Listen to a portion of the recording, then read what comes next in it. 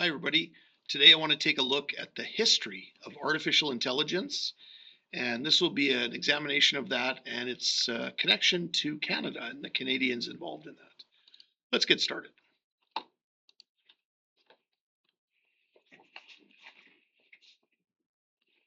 All right, so the history of artificial intelligence. So perhaps looking at the history of artificial intelligence will give us insight into where it might be going, as well as looking at those contributions of Canadians to the development of artificial intelligence.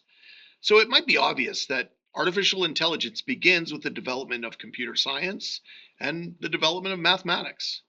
So let's go before the modern age. Before computers, in 3000 BC in China, the abacus was devised to mechanize arithmetic.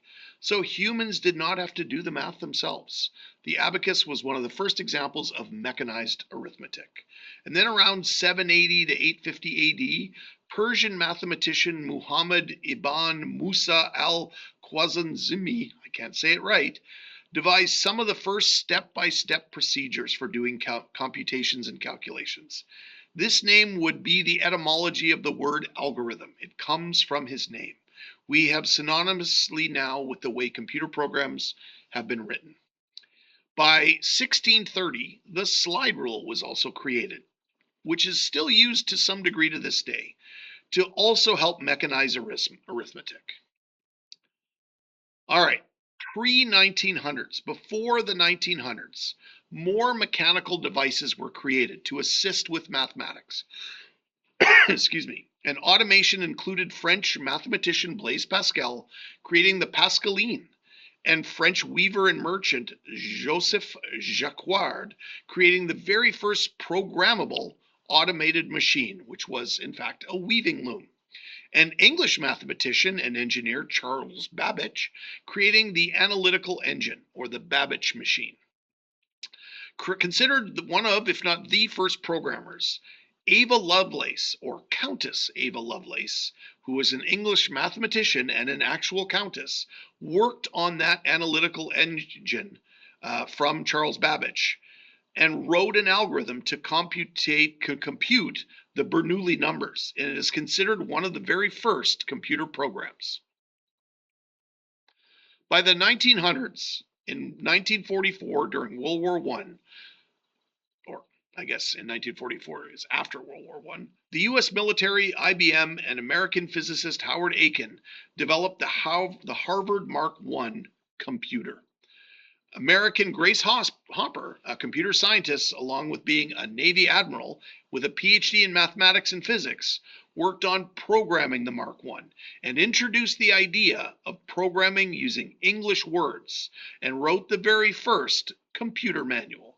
In the image you see here, a 1952 photograph of Hopper testing her magnum opus, a compiler.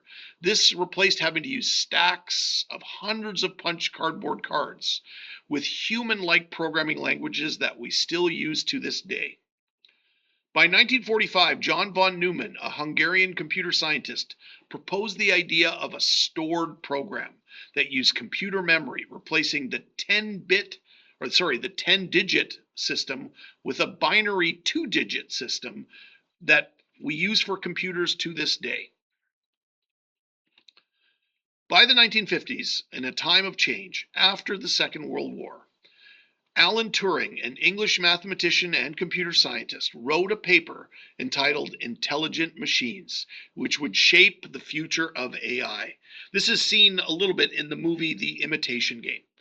In a lot of ways, Alan Turing is considered the grandfather of artificial intelligence. He introduced the idea of a genetic algorithm, inspired by the concept of the survival of the fittest, with three main components in the state of intelligence. One, the initial state of mind, like a child at birth. Two, the education that you would then receive. And three, other experiences not classified as formal education that would shape and determine your level of intelligence. He proposed that machines could have neuron-like elements to them. And as you can see, many of his ideas continue through AI research to this very day. Turing formed the backbone of what we now call machine learning, and he devised something called the Turing test, which is also known by the name the imitation game, which simply put means, can a computer fool a human into thinking it is also a human? In other words, imitate a human. By 1954, Wesley Clark, an American physicist, and Belmont Farley, a teacher at MIT, delved into the basics of neural networks and worked on pattern recognition. As well, Gerald Deneen, an American mathematician, and Oliver Selfridge, an English computer scientist, at Lincoln Laboratory focused on teaching computers to recognize shapes and clean up images. Also around this time, Frank Rosenblatt, an American psychologist at Cornell University, coined the term perceptrons. These pioneers in the 1950s could be considered the preschool teachers of the beginnings of AI. In 1956, an important event known as the Dartmouth Conference, a summer workshop considered to be the founding event of artificial intelligence and the birth of artificial intelligence. The conference was put on by what are considered the four American founding fathers of AI. John McCarthy, who actually coined the term artificial intelligence at that conference. Claude Shannon, Marvin Minsky, all computer scientists, and Nathaniel Rochester, an electrical engineer. By 1960, a decade of change, and up to this point, computers did not really have a viable way to save information, or as Turing put it, they were like infants who would learn something and then immediately forget what they learned. But in the US, the Defense Advanced Research Projects Agency, or DARPA, stepped in and provided financial support of this new research at MIT, Stanford, and Carnegie Mellon universities. Carnegie Mellon, pardon me. In 1962, Arthur Samuels, an American computer scientist with IBM, the IBM 790 computer faced checkers master Robert Neely in a televised match demonstrating the advances in machine learning. So Robert Neely played the computer in a round of checkers, and it showed that the computer could not only execute pre-programmed instructions, but it could adapt and improve through experience. Research in neural networks, symbolic processing, and a big emphasis on language processing took place around this time. John McCarthy conceived of the Lisp programming language, which is still somewhat in use today. Lisp made significant improvements to the coding process. And then in 1966, Joseph Weizenbaum, a German computer scientist at MIT, created ELIZA, named after the release of the movie My Fair Lady, which used natural language processing, or NLP, and optical character recognition, or OCR, and this program could be considered the very first chatbot. Also in the 1960s, American statisticians Evelyn Fix and Joseph Hodges, later expanded upon by physicist Professor Thomas Cover, something called the K-nearest neighbor algorithm, which became a very key component of AI to this day. A statistical algorithm where objects are classified by a plurality vote of the neighbors, which would lead to supervised learning methods within artificial intelligence. You can see remnants of this algorithm today when you search for an item online and you get ads for similar items popping up in your social media feeds.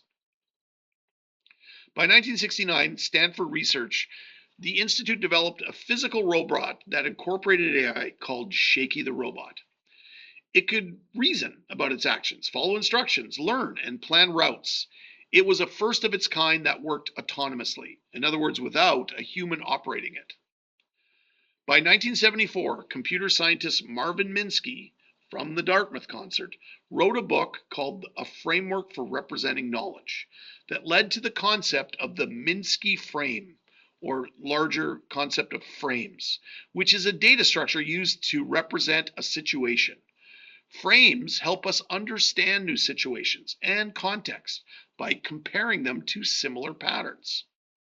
Also in 1974, Paul Werbos, an American social scientist, in a paper introduces the concept of backpropagation, the concept of revisiting and adjusting weights that link neurons in in a neural network to influence the output. In 1974 up to 1980, it is considered the time of the very first AI winter. It's considered this due to the unrealistic expectations, the computational limitations of the time, and a lack of significant breakthroughs in the field of AI. This led to a sharp reduction in research funding around AI. By the early 1980s, for almost a decade, it started after this decade of the first AI winter, a renewed interest in developing expert systems, which were programs designed to model human decision making to bring a new boom to AI development.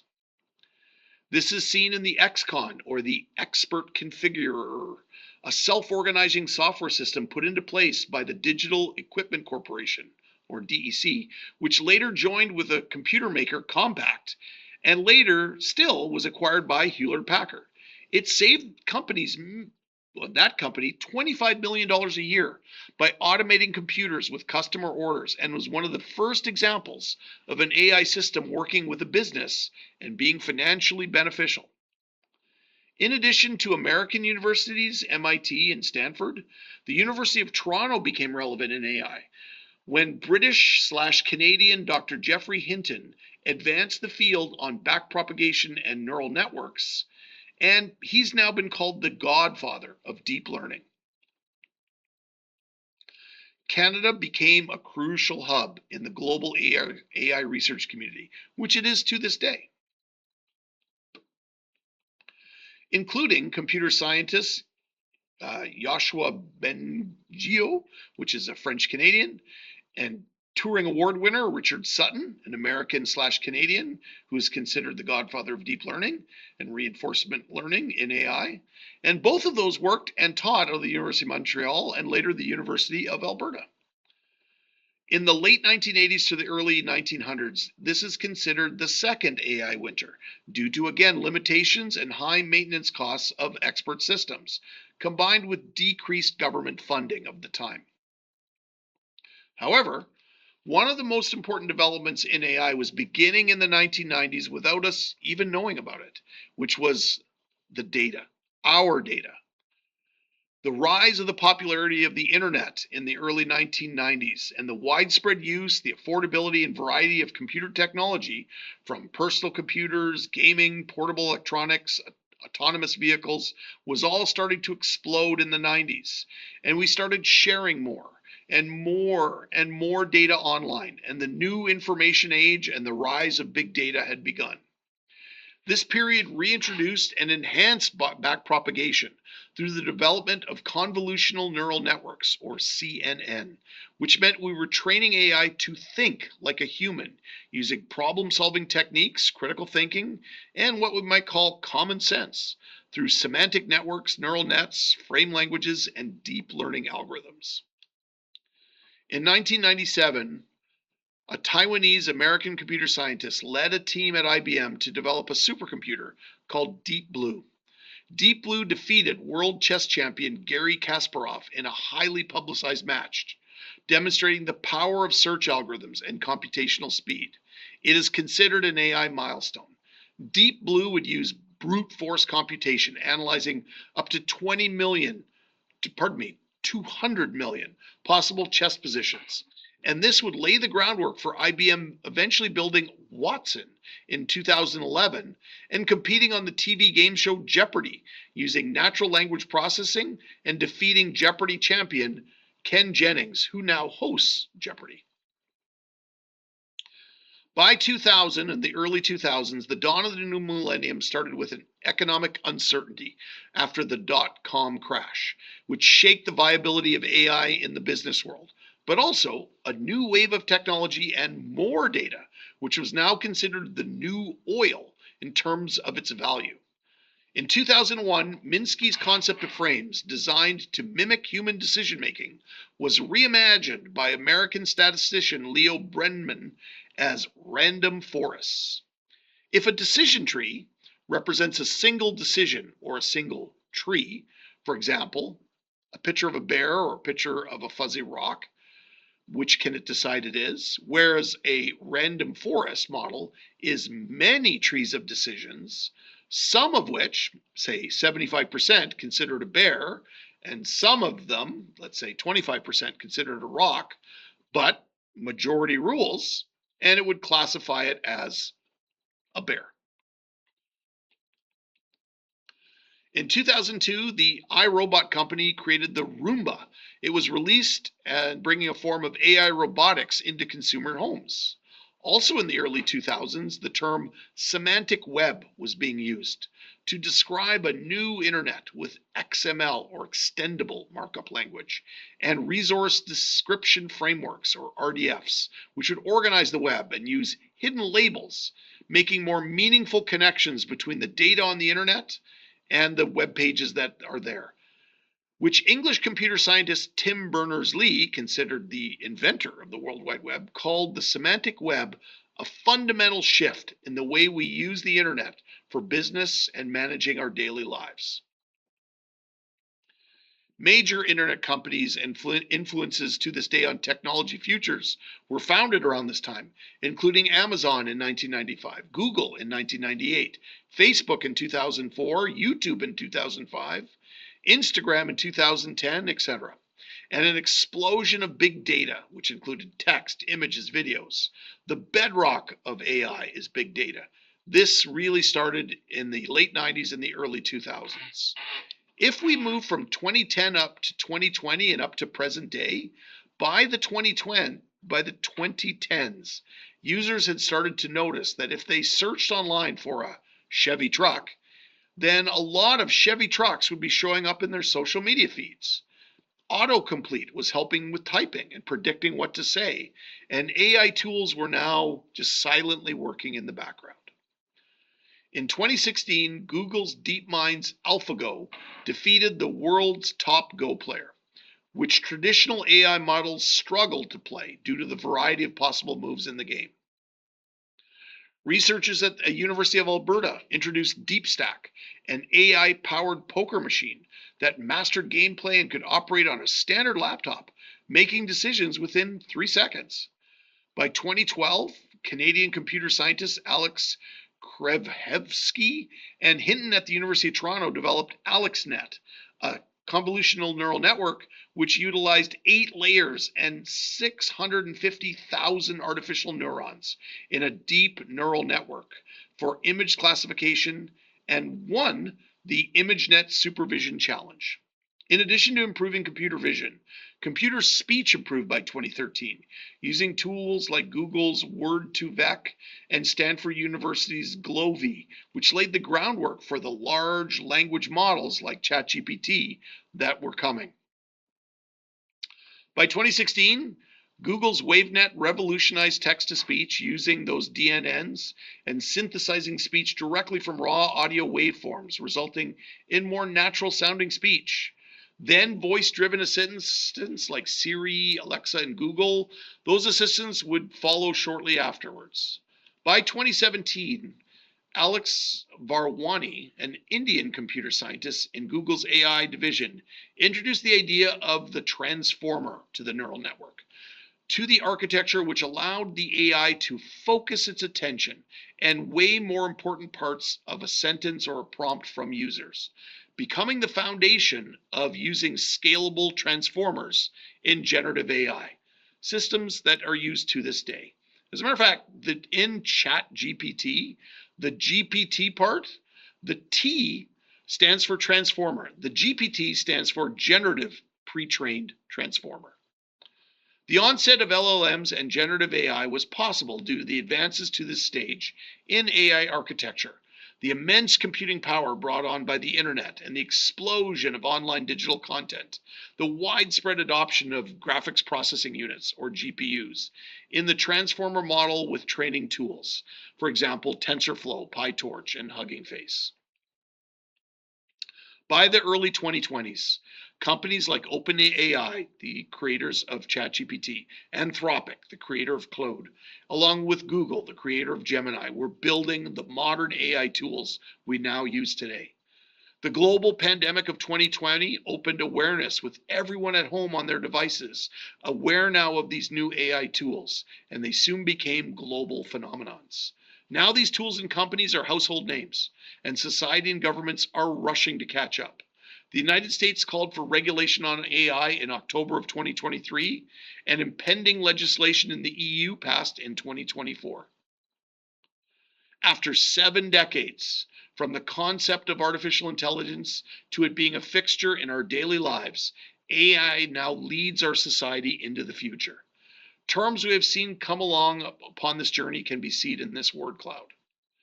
Alan Turing's vision of a genetic algorithm with a machine having a mind like a child at birth, receiving education and other experiences to become intelligent, has come to pass.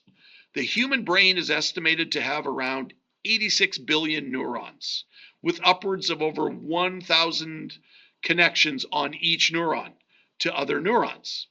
And it is also estimated that ChatGPT-4 has over 1.8 trillion parameters. The term parameter is used to mean a weighted connection or a bias value within the network that the model learns and adjusts during training, with multi-layer perceptrons in their transformer blocks. Modern AI models like ChatGPT, Gemini, and Claude are estimated to have been trained on over 45 terabytes of data. For comparison, if you took a photo every second for 8.5 years straight, you'd fill up approximately 1 terabyte. 1 terabyte is 1,024 gigabytes. A gigabyte is 1,024 megabytes.